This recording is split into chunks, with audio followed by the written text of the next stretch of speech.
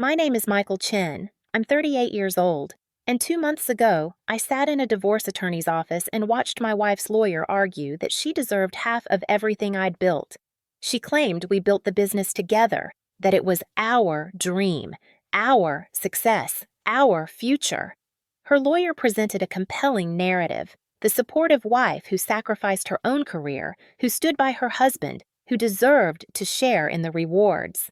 Then my attorney opened a folder and said 4 words that changed everything. Let's review the contracts. For 7 years, Jennifer told everyone that DataCore Solutions was our company. She introduced herself at networking events as co-founder. She signed emails with DataCore management team. She made decisions, hired people, spent money. She acted like an owner, but she wasn't. The contracts, incorporation documents, operating agreements, every legal paper with my signature on it told a different story. I was the sole owner. I had been from day one. And when Jennifer filed for divorce in September 2024, demanding 50% of a company worth $4.2 million, those contracts became the only thing standing between me and financial ruin. Before I tell you what happened in that meeting, please take a moment to like and subscribe, but only if this story genuinely resonates with you. Drop your location and local time in the comments. I'd love to know where you're listening from. Now let me take you back to 2016, the year I met Jennifer and made the biggest mistake of my life, believing that love meant sharing everything. I met Jennifer Wright in March 2016 at a tech conference in Austin, Texas. I was 30, a software engineer at a mid-sized IT consulting firm in Denver, making $85,000 a year. I'd been working on a side project for 2 years: database management software designed specifically for small healthcare providers. The project was called DataCore Solutions. Jennifer was 28, working in pharmaceutical sales, earning about $65,000 annually plus commissions. She was beautiful, confident, articulate. We started talking at a networking mixer, and she was genuinely interested in my software. "This could revolutionize how small clinics manage patient data," she said. "Have you thought about turning it into a real business?" I had. I'd been thinking about it constantly, but software development was expensive. Marketing was expensive. I'd need capital, time, expertise I didn't have. "I don't have the resources to go full-time on it yet," I told her. "Then find them," she said, smiling. "This is too good to leave as a side project." We exchanged numbers, started dating. By June, we were serious. By December, we were engaged. Jennifer was supportive of DataCore from the beginning. She'd ask about development progress, offer marketing ideas, connect me with potential clients from her pharmaceutical network. In early 2017, one of those connections turned into my first real client, a small family practice in Boulder that paid $12,000 for a customized version of the software. It was the validation I needed. In March 2017, I quit my job and incorporated DataCore Solutions, LLC. I used $35,000 from my savings to cover initial expenses: legal fees, equipment, software licenses, 6 months of living expenses. Jennifer and I got married in May 2017. Small ceremony, 40 guests, reception at a winery outside Denver. During the vows, Jennifer looked at me and said, "Your dreams are my dreams. We're in this together." I believed her. We combined finances after the wedding. Joint bank account, shared credit cards. I paid the bills from DataCore's early revenue. Jennifer continued working in pharmaceutical sales, her income covering our personal expenses while I grew the business. It felt like a partnership. She'd come home from work and ask how many new clients I'd signed. She'd brainstorm marketing slogans. She'd proofread proposals. "We're building something amazing," she'd say. "We, our, us." But here's what I didn't tell her, what I deliberately kept separate: the legal structure of the business. When I incorporated DataCore in March 2017, I listed myself as the sole member of the LLC. I didn't add Jennifer, not because I didn't love her, not because I didn't trust her, but because my business attorney, a man named Gerald Hoffman, had advised me otherwise. "Michael, you're not married yet. Keep the business separate until you are. Then decide if you want to add your spouse as a member, but do it intentionally with proper legal documentation. After the wedding, I thought about adding Jennifer, but DataCore was growing fast. I was signing clients, hiring contractors, navigating legal agreements. The business was complicated, and adding another owner would require restructuring everything. I told myself I'd do it later, when things settled down, when I had time. I never did, and I never told Jennifer that. When she asked about the business structure, I'd say, "It's an LLC, pretty standard stuff." When she asked about ownership, I'd say, "You're my wife, what's mine is yours." And that's where I made my mistake. I let her believe she was an owner without ever making it legally true. By 2019, DataCore had 15 employees and annual revenue of $1.8 million. We'd moved into a real office space, hired a full-time sales team, expanded into 3 states. Jennifer had quit her pharmaceutical job in late 2018 to work on DataCore full-time. I didn't hire her officially, didn't put her on payroll. She just started showing up to the office, attending meetings, making decisions. She handled some marketing, managed social media, coordinated events. She was good at it. Clients liked her. Employees respected her. She introduced herself as co-founder, and I never corrected her. Why would I? She was my wife. We were building this together. Except we weren't, not legally. I signed every contract. I made every financial decision. I held every client relationship. Jennifer's contributions were real but undefined. She wasn't an employee, wasn't a contractor, wasn't an owner. She was just there, in the room where it happened, but not on the documents that mattered. By 2022, DataCore was worth an estimated $3.2 million. We had 28 employees, clients in 12 states, recurring revenue of $2.4 million annually. Jennifer and I bought a house in the Denver suburbs for $750,000, drove matching Tesla Model 3s, took vacations to Europe, Hawaii, the Caribbean. Money wasn't a problem. Our marriage, though, was starting to crack. Jennifer wanted more control over the business. She'd suggest strategies I disagreed with, hiring decisions I thought were wrong, expenses I thought were unnecessary. "This is our company," she'd say. "I should have a say." "You do have a say," I'd reply. "But final decisions are mine. I built this." "We built this, Michael. Together. You've helped. But I've done the actual work. The coding, the client relationships, the financial management. And I've done everything else. Marketing, HR, operations. You think this company would be where it is without me?" The arguments became more frequent. She resented that I had final say. I resented that she felt entitled to equal control when she wasn't an owner. But I never said that directly, never showed her the operating agreement that listed me as sole member. I just kept deflecting, avoiding, hoping the tension would fade. It didn't. In January 2024, Jennifer hired a business consultant without asking me. Cost $15,000.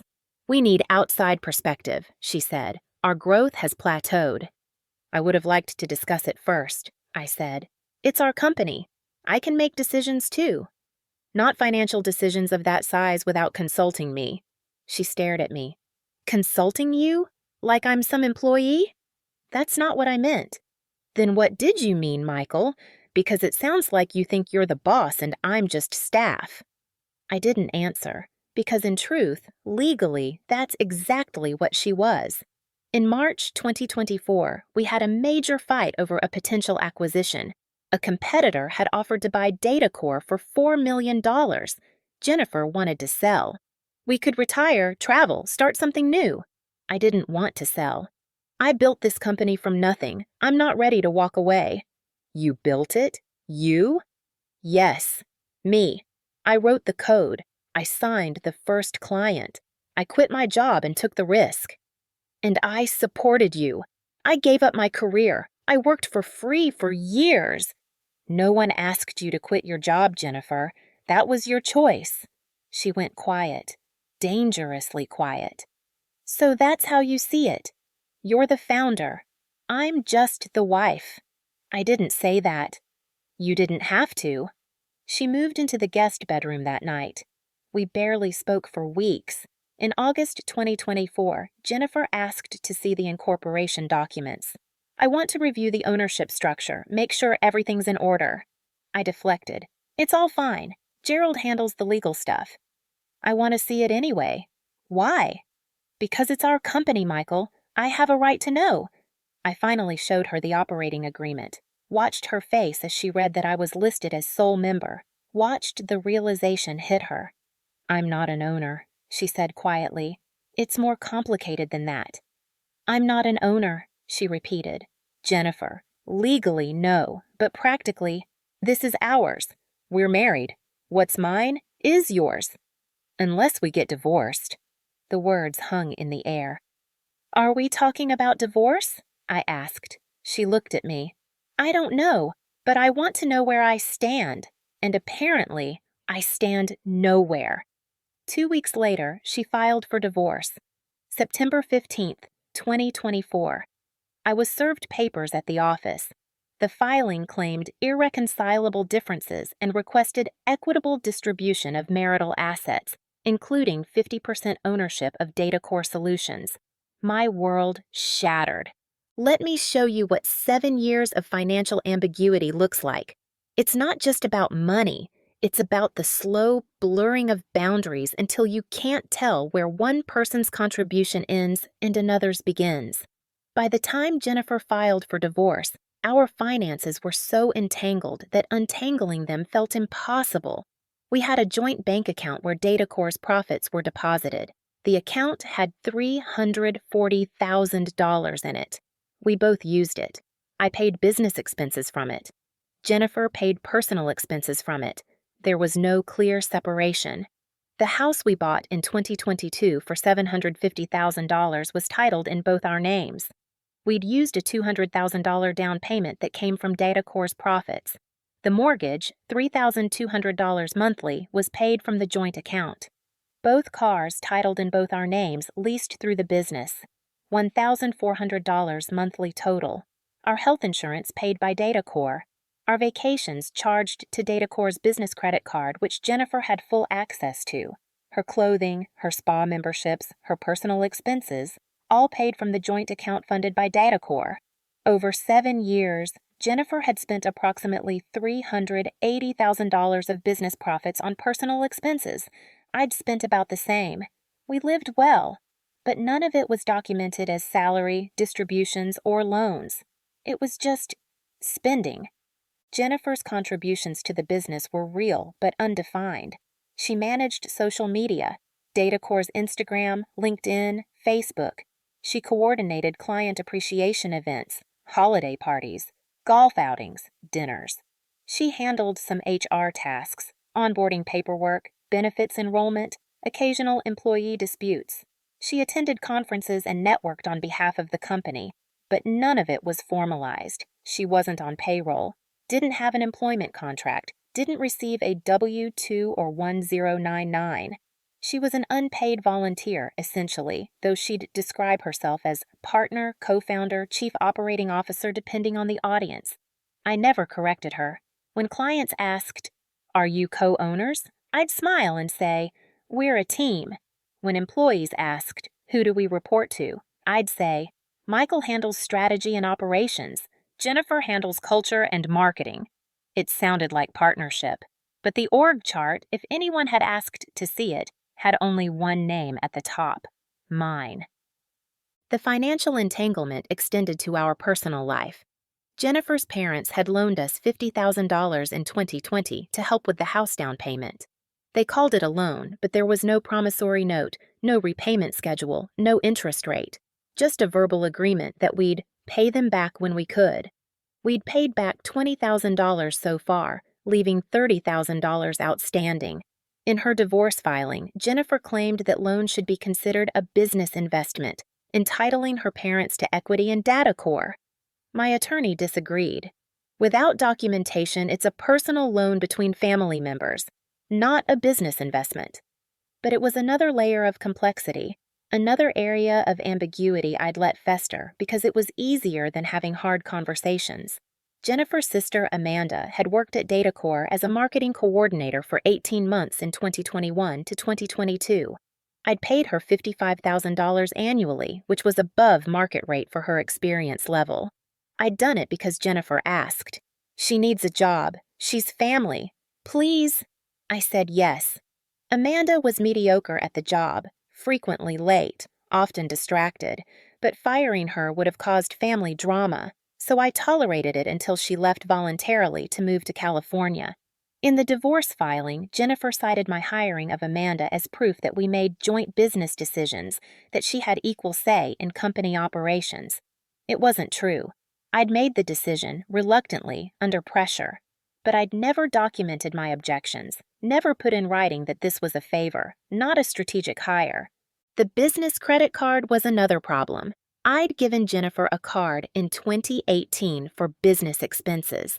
Over 6 years, she'd charged $180,000 to it. Some charges were clearly business-related, client dinners, conference fees, office supplies. But others were ambiguous, clothing she wore to meetings, electronics she used for work and personal purposes, meals that might have included business discussions or might have been purely social. I'd never audited the expenses, never asked for receipts or justification. I'd just paid the bill each month from DataCore's account. Now, her lawyer was arguing that her access to the credit card and her spending patterns demonstrated that she was a de facto partner in the business, exercising control over company finances. My attorney countered that access to a credit card doesn't convey ownership, but it wasn't a clean argument. The spending pattern suggested a level of authority I'd allowed but never formalized. Then there were the intangibles. Jennifer had relationships with several key clients. She'd attended their events, remembered their birthdays, sent gifts during the holidays. 3 of our top 5 clients had specifically mentioned her in testimonials. Jennifer's attention to detail made us feel valued. When Jennifer filed for divorce, she contacted those clients, told them she was leaving the company. 2 of them immediately expressed concern. "Is DataCore going to be okay without Jennifer?" one asked. "She's been our main point of contact for 3 years." I realized then that I'd allowed Jennifer to build dependencies I couldn't easily replace. She wasn't just a background player. She'd created real value, built real relationships, but because none of it was formalized, I had no way to compensate her fairly or protect the business from her departure. Her lawyer seized on this. Jennifer's contributions were essential to DataCore's success. Without her, the company's value diminishes. She deserves compensation for the goodwill she created. My attorney's response: goodwill created by an employee doesn't convey ownership. If Jennifer wants compensation, she should have negotiated an employment contract or requested equity. She did neither. But the truth was more complicated. I'd never offered her an employment contract, never discussed equity. I'd just let her work, contribute, build, without defining what any of it meant. And now, in divorce court, we were fighting over the value of 7 years of undefined contribution. The judge would have to decide. Was Jennifer a spouse who helped out? Was she an employee who worked for free? Was she a partner who deserved equity? Or was she something else entirely, something the law didn't have a clean category for? The answer would determine whether I kept my company or lost half of it. And it all came down to the contracts, the documents I'd signed, the papers that had my name, and my name only, on them. I hired Thomas Brennan as my divorce attorney on September 20th, 2024, 5 days after being served. Brennan was 55, a partner at Brennan & Associates, specializing in high-net-worth divorces and business valuation disputes. His retainer was $25,000. "Tell me everything," he said at our first meeting. "Every financial transaction, every contribution Jennifer made, every conversation about ownership. I need the full picture." I told him. The joint accounts, the spending, Jennifer's work for the company, her claims of partnership. When I finished, Brennan leaned back in his chair. "Here's the good news. Colorado is an equitable distribution state, not a community property state. That means the court divides marital assets fairly, not necessarily equally. And DataCore, if we can prove it's your separate property, may not be divided at all." How do we prove that? Contracts, incorporation documents, operating agreements, anything that shows you were the sole owner before and during the marriage. I have all of that. I incorporated before we got married. I'm the only member listed. Brennan smiled. Then we have a case. But it's not automatic. Jennifer's attorney will argue that DataCore grew significantly during the marriage and that her contributions increased its value. They'll claim she's entitled to a portion of that increase, even if she's not an owner. How much are we talking? Depends on the valuation.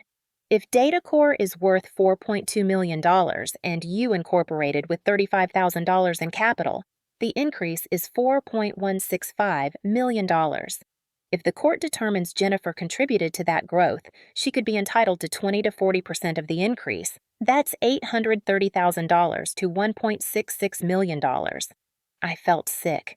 So I could lose over $1 million? Or you could lose nothing. It depends on the evidence. Over the next 2 weeks, Brennan requested documents. Everything.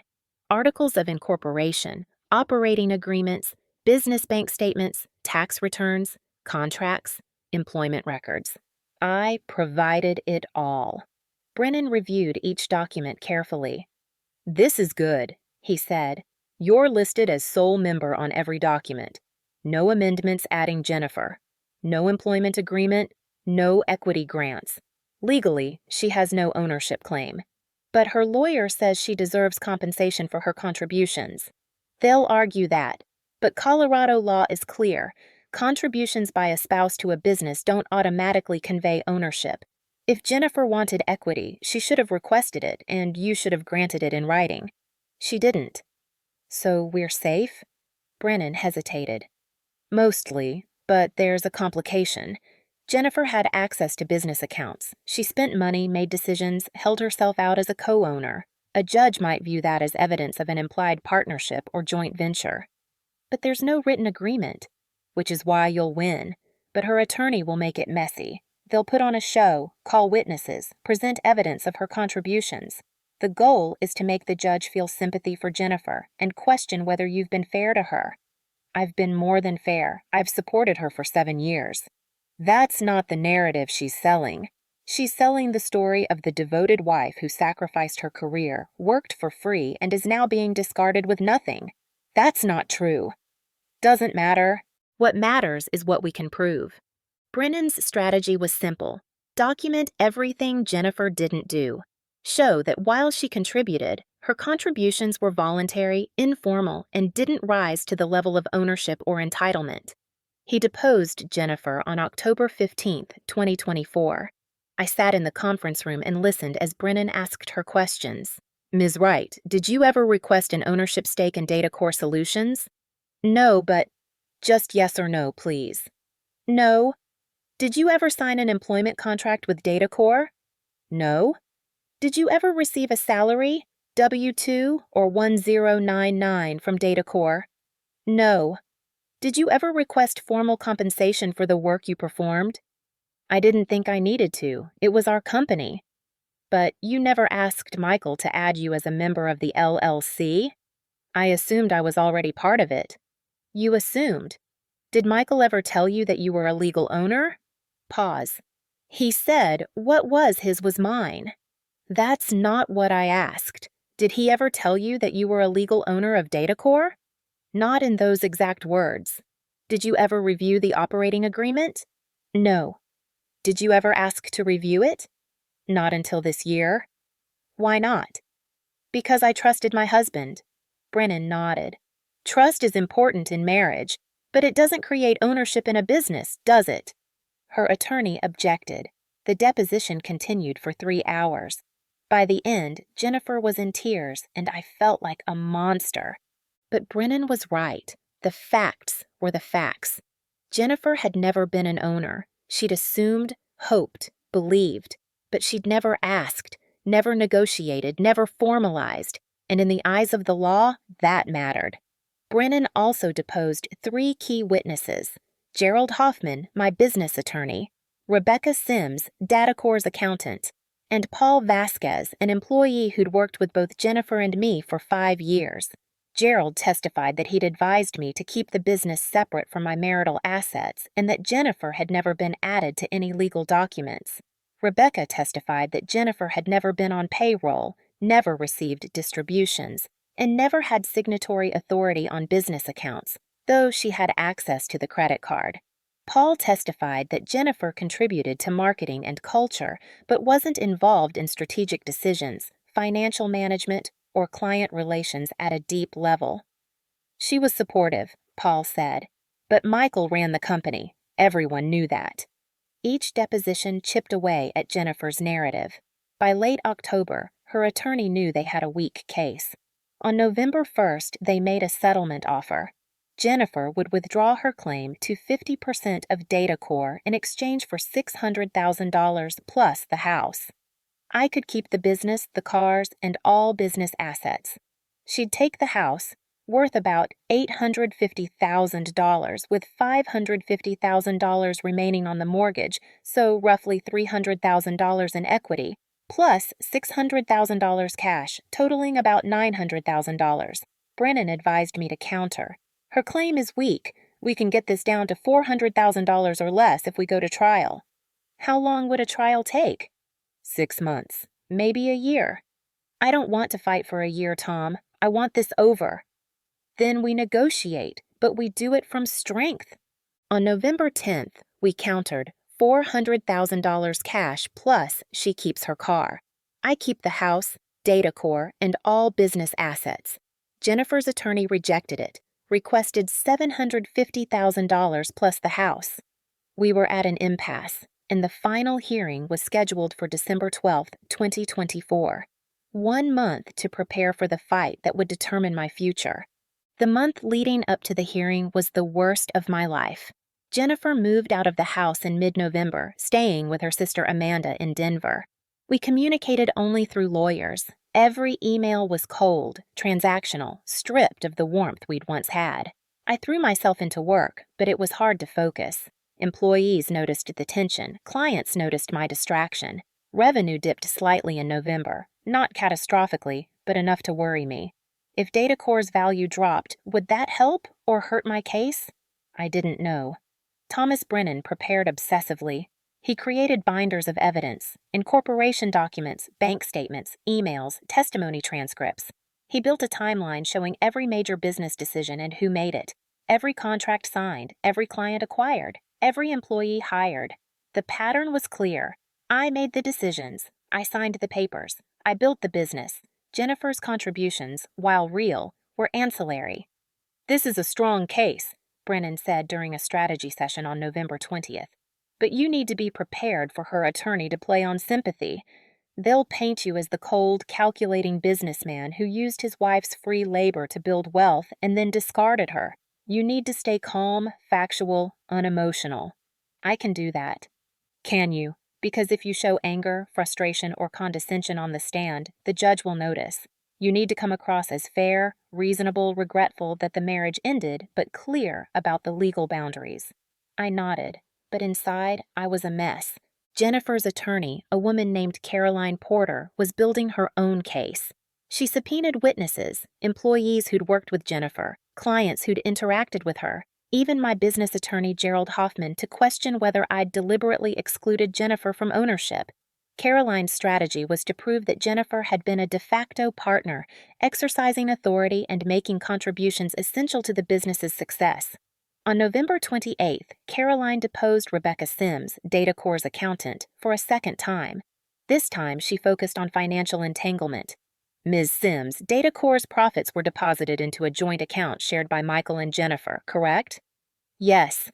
"And both Michael and Jennifer spent from that account?" "Yes." "So Jennifer had access to and control over DataCore's money?" "She had access. Control is a different question." "Did she need Michael's permission to spend from the account?" "Not that I'm aware of." "So she could spend company money at her discretion?" "Within reason? Yes." "And did she?" "She spent money, yes, on personal and business expenses." "How much?"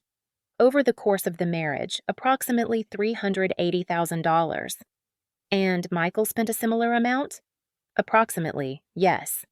So they both treated DataCore's profits as marital property, spending freely from the business account? Rebecca hesitated. That's one interpretation. What's another interpretation, Ms. Sims? That Michael allowed Jennifer to spend from the account because she was his wife and he trusted her, not because she was an owner. But the result is the same, isn't it? They both benefited equally from DataCore's profits. Financially, yes. Legally, no. Caroline also lined up character witnesses. Jennifer's mother, Susan, would testify about how Jennifer had sacrificed her career to support me. Jennifer's sister, Amanda, would testify about how Jennifer worked tirelessly for the company without recognition or compensation. Two clients would testify about Jennifer's contributions to their satisfaction with DataCore. Brennan prepared counter witnesses. Paul Vasquez would testify about my role in building client relationships.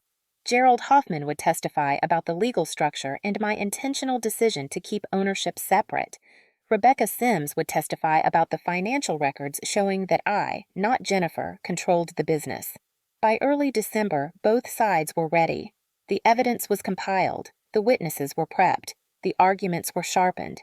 The hearing was set for December 12, 2024 at 9 a.m. in Arapahoe County District Court. Judge Margaret Elwell presiding. The weekend before the hearing, I couldn't sleep. I kept replaying the marriage in my head, looking for the moment where it all went wrong. Was it when I didn't add her to the LLC?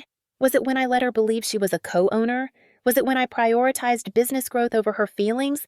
Or was it earlier, when I married someone without fully aligning on what partnership meant? I called Brennan on Sunday, December 10th. Tom, what are my actual chances here? Honestly, 70-30 in your favor. The contracts are clear. You're the sole owner. Jennifer has no legal claim to the business itself, but she does have a claim to a portion of the marital estate, and the judge has discretion to determine what's fair. What's the worst-case scenario? Worst case? Judge rules that Jennifer is entitled to half the increase in DataCore's value during the marriage. That's roughly $2 million. Split between you, that's $1 million to Jennifer. And best case? Best case?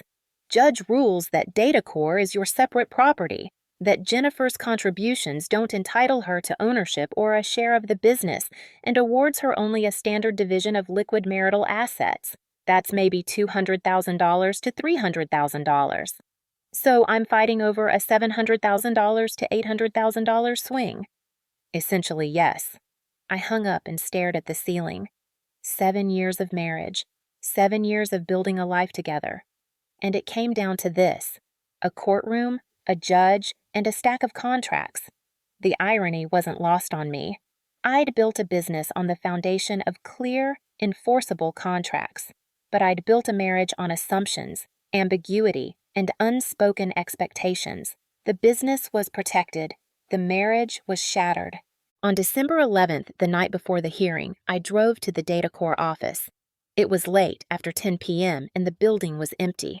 I walked through the space, looking at the desks, the conference rooms, the wall of client logos we'd amassed over 7 years. I thought about the day I'd signed the first lease on this space, how excited I'd been, how Jennifer had helped me pick out furniture and paint colors. She'd been there, she'd cared, she'd contributed, but she hadn't been an owner, and tomorrow a judge would decide if that distinction mattered. I drove home, set my alarm for 6 a.m., and lay in bed, staring at the dark. At 2 a.m., my phone buzzed, a text from Jennifer. I hope you know I never wanted this. I didn't respond. What was there to say? The hearing was tomorrow. The time for words was over. Now it was just evidence, testimony, and the law. December 12th, 2024. Arapahoe County District Court. Courtroom 5B. I arrived at 8:30 a.m. in a dark gray suit, white shirt, blue tie. Thomas Brennan met me in the hallway, carrying 2 briefcases full of documents. Remember, he said, stay calm, stick to the facts, don't get defensive. Jennifer arrived at 8:45 with Caroline Porter. She wore a navy dress, minimal makeup, looked tired. Our eyes met for a second. She looked away. At 9 a.m., the bailiff called us in. All rise. The Honorable Judge Margaret Elwell presiding. Judge Elwell was a woman in her early 60s, gray hair pulled back, reading glasses perched on her nose. She'd been on the bench for 20 years, had a reputation for being fair but no nonsense. She reviewed the case file, then looked up. This is a dissolution of marriage proceeding with contested division of marital assets, specifically the business entity known as DataCore Solutions LLC. I've reviewed the filings from both parties. Ms. Porter, you represent the petitioner, Jennifer Wright. Mr. Brennan, you represent the respondent, Michael Chen. Let's begin. Ms. Porter, please present your case. Caroline Porter stood. Your Honor, this case is about fairness. For 7 years, Jennifer Wright sacrificed her career, worked without compensation, and contributed to the growth and success of DataCore Solutions. She did this with the understanding that she and her husband were building a future together. Now, as the marriage dissolves, Mr. Chen claims that DataCore is solely his, that Jennifer has no claim to the business she helped build. This is unjust. We are asking the court to recognize Jennifer's contributions and award her 50% of DataCore's value, or approximately $2.1 million.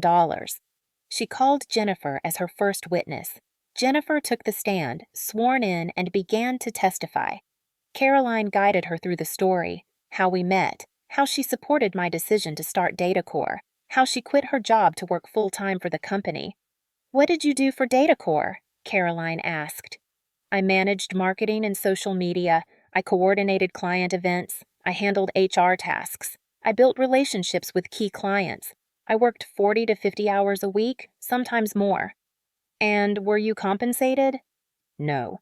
We treated the business profits as our shared income.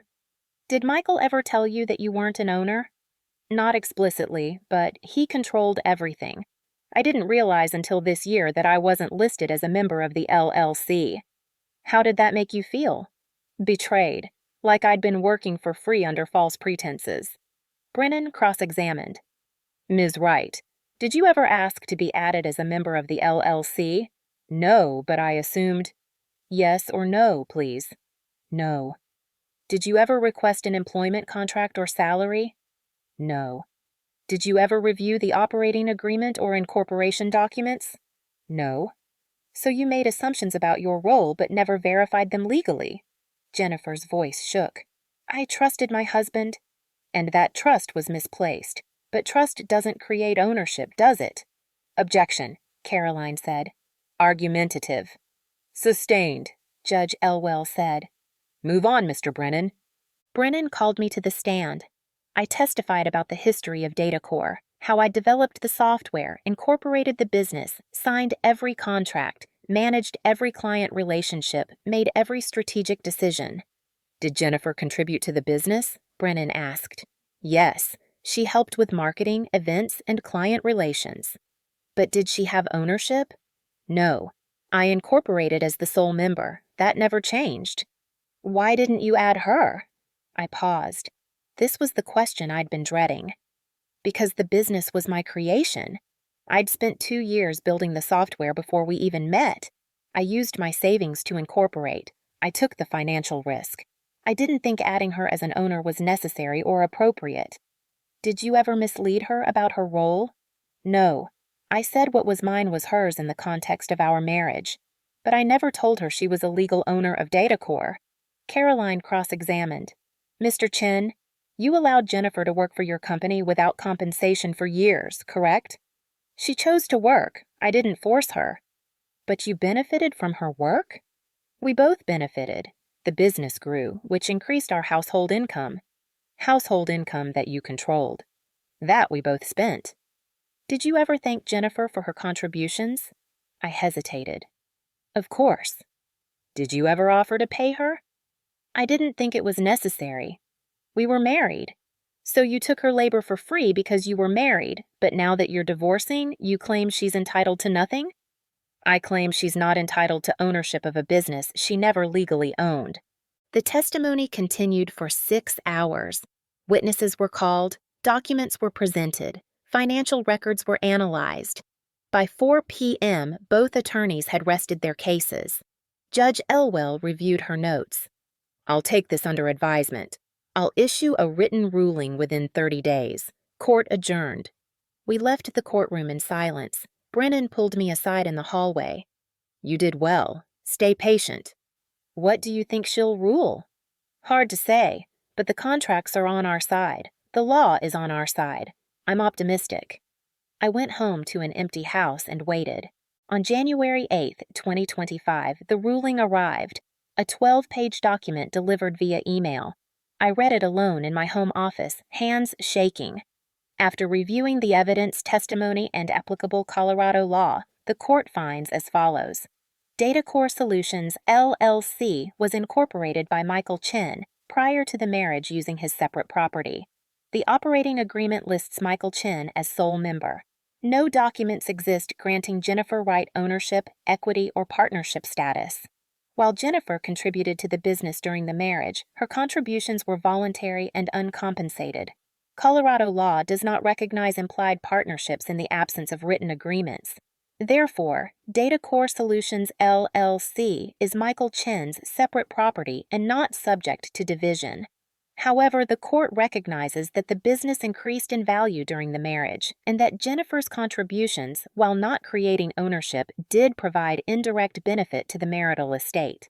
Therefore, Jennifer Wright is entitled to 15% of the increase in DataCore's value during the marriage.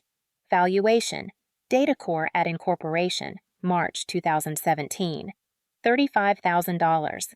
DataCore at separation, September 2024, $4.2 million. Increase: $4.165 million.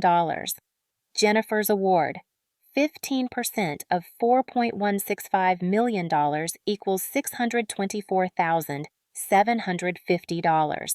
Additionally, marital assets, house equity, vehicles, liquid accounts, will be divided 60-40 in Michael's favor.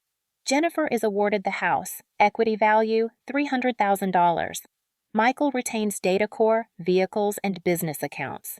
Jennifer's total award, $924,750. Michael retains all other assets. I read it 3 times. I'd won, mostly. I kept DataCore, but I owed Jennifer nearly $1 million. The financial settlement took 2 months to finalize.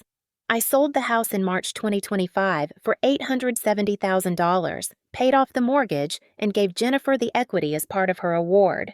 I liquidated some business savings to cover the remaining $624,750 cash payment. On March 30, 2025, I transferred the money to Jennifer's account. The divorce was finalized the same day. 7 years of marriage dissolved. I moved into a smaller house in Lakewood, a 1,200 square foot ranch I bought for $425,000. No Tesla. I bought a used Honda Accord, scaled back my lifestyle, focused on rebuilding. DataCore survived, though the transition was rough. 3 clients left when Jennifer departed, concerned about losing her as their point of contact. I replaced her gradually, hiring a marketing manager in February and a client relations specialist in April. Revenue dipped 12% in Q1 2025, but by June, we'd stabilized. The business was still worth $4.2 million, still profitable, still growing. I'd kept what I built, but it cost me nearly everything else. Jennifer moved to Portland, Oregon in May 2025. She used part of the settlement to start her own consulting business, helping small companies with marketing and branding. I heard through mutual acquaintances that she was doing well, building a new life far from Denver. We never spoke again after the final hearing. No closure conversation, no goodbye. Just lawyers, paperwork, and wire transfers. I don't hate her. I don't think she's a villain. She genuinely believed we were partners, that the business was ours, that she'd earned a stake in it. And in a moral sense, maybe she had. But the law doesn't operate on moral sense. It operates on contracts, and the contracts were clear. In June 2025, I attended a startup conference in Boulder. During a panel on business partnerships, someone asked the speaker, "What's the most important thing to get right when starting a business with a spouse?" The speaker, a successful entrepreneur, didn't hesitate. Separate everything legally. Incorporate before you get married. If you add your spouse to the business, do it with a written agreement that specifies ownership percentages, roles, compensation, and what happens in a divorce. Love and business are separate. Treat them that way. I sat in the audience and wished I'd heard that advice 8 years ago. The emotional toll was harder to measure than the financial one. I'd lost my marriage, my partner, the future I'd imagined. Yes, I'd kept my business. But what was the point of building wealth if I had no one to share it with? I started therapy in April 2025. My therapist, Dr. Laura Kim, asked me the question I'd been avoiding. Do you think you were fair to Jennifer? I thought about it. Legally, yes. Emotionally, maybe not. What would fair have looked like? I should have hired her officially, put her on payroll, given her a title, a salary, a clear role, or I should have added her as a minority owner, 10 or 20%, with a written agreement, something that acknowledged her contributions without giving her control. Why didn't you? Because I was afraid. Afraid she'd make bad decisions. Afraid she'd want equal control. Afraid that adding her to the business would complicate things if the marriage didn't work out. And instead, you left things ambiguous. Yes. How did that work out? I laughed bitterly. It didn't. Dr. Kim nodded. Ambiguity feels safe in the moment, but it's a ticking time bomb. Clarity is kinder even when it's uncomfortable. I thought a lot about that, about the conversations I didn't have, the documents I didn't create, the boundaries I didn't set. I'd been so focused on building DataCore that I'd ignored the foundations of my marriage. And when the marriage collapsed, the ambiguity I'd cultivated became a weapon used against me. By August 2025, I'd made peace with the outcome. I kept the business. Jennifer got nearly $1 million. It wasn't what either of us wanted, but it was what the law determined was fair. I'd learned an expensive lesson. Protect what you build with clear, enforceable contracts. Not just in business, but in every relationship that involves money, ownership, or shared assets. In September 2025, I updated DataCore's operating agreement, added provisions for equity grants, employment contracts, and clear documentation of roles and contributions. If I ever brought in a partner, employee, or investor, there would be no ambiguity. Everything would be in writing. I also created a trust for the business, ensuring that if something happened to me, DataCore's ownership wouldn't be disputed by future spouses or heirs. The lawyers cost $18,000 to set up, worth every penny. I'm 38 years old now, single, running a $4.2 million business. I work long hours, take fewer vacations, spend more time alone. It's a different life than I imagined when I married Jennifer in 2017. But it's mine. Unambiguously, legally, indisputably mine. And maybe that's worth something. So that's my story. A wife who claimed the business was ours, a lawsuit that challenged everything I'd built, and contracts that proved otherwise. If you take anything from this, let it be this. Document everything. In business, in marriage, in any relationship involving shared assets or contributions. Don't let love or trust replace legal clarity. I loved Jennifer. I trusted her. But love and trust don't create ownership. Contracts do. For 7 years, I let ambiguity define our financial relationship. I paid for it with nearly $1 million in a divorce. You don't have to make the same mistake. Before I go, let me tell you where everyone is now. Jennifer is in Portland, running her consulting business. From what I hear, she's successful and happy. I hope that's true.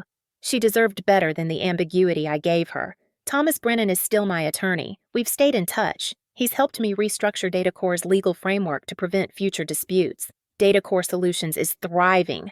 Revenue hit $2.6 million in Q3 2025. We've expanded into 2 new states. The team is strong. And me? I'm sitting in my office in Lakewood reviewing a new client contract. The language is clear, the terms unambiguous, the signatures binding. I've learned my lesson. The hard way, the expensive way. But I've learned. If this story resonated with you, thank you for listening. Drop your thoughts in the comments, and remember, contracts aren't romantic, but they're honest, and sometimes honesty is the most loving thing you can offer. Goodbye for now, and remember, when someone says ours, check the contracts. They'll tell you the truth.